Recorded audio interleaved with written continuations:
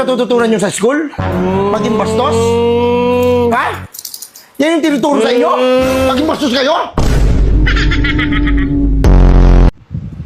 Tapos yung English mo, ang taas! Ano ka ba? Amerikano ka ba? Hindi.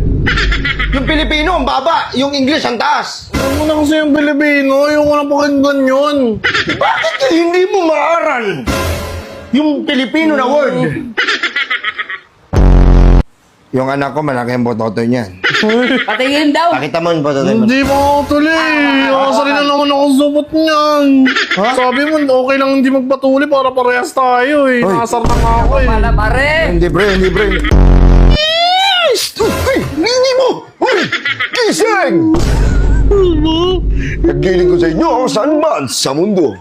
Hindi, gusto ko rin kasi lang wag mo akong tatawanan, anak. Kunin mo nga doon yung yung plies. Yung Lies. Oh.